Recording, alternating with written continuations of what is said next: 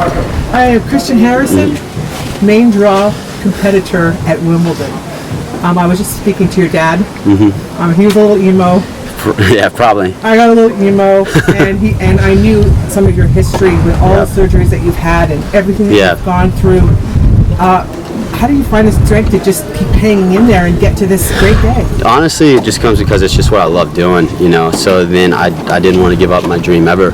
And then I was lucky just to have, you know, people around that just take it as emotional and care more about it just as much as I do about it, you know. Obviously, my parents are here. My dad, he was, as I mentioned in there, he was with me every step of the way. So I think, honestly, whenever, you know, just being out as long, and he was seeing me out of the game for a while, and I think he was hurting more than I was just because he knew how bad I wanted to come out here.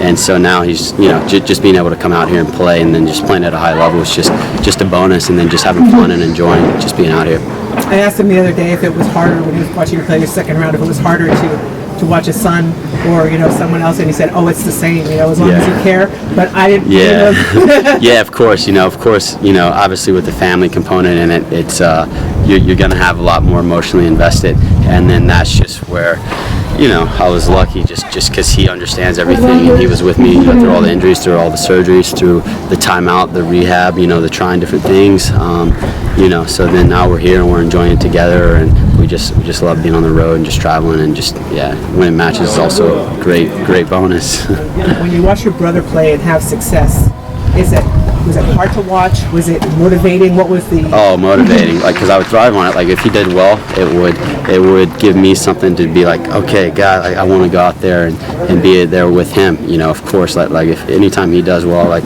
it gives me energy. And I think it's vice versa, too, because I think he's just as fired up as I am right now. I remember when you guys were just kids and you were probably...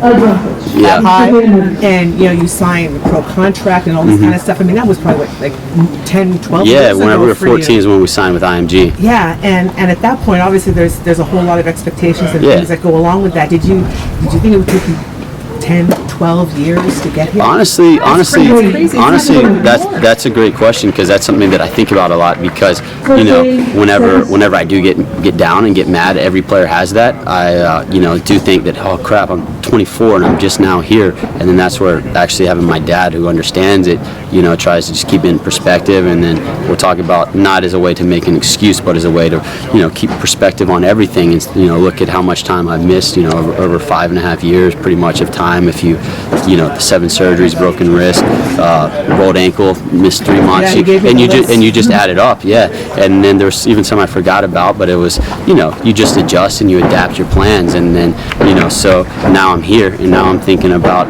all the guys that are playing till they're 36, 37. I'm like, I got a long time, so I'm not too worried.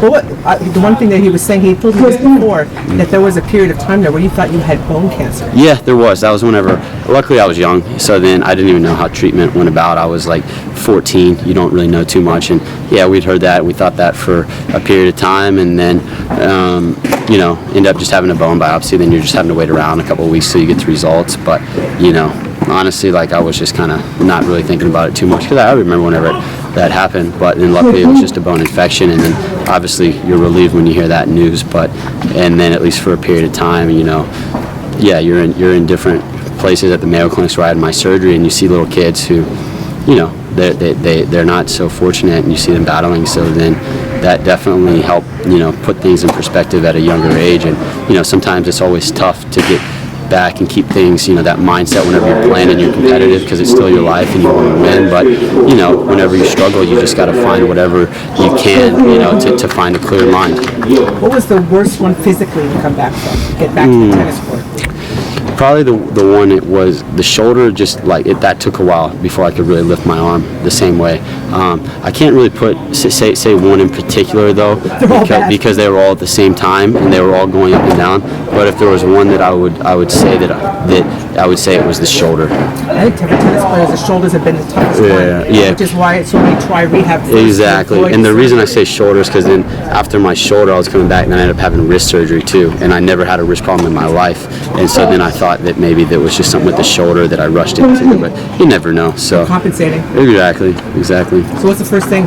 Who's the first person you're gonna call after all this stuff? And my brother, because he's not here right now, but he's in Eastbourne, and then so yeah, family first.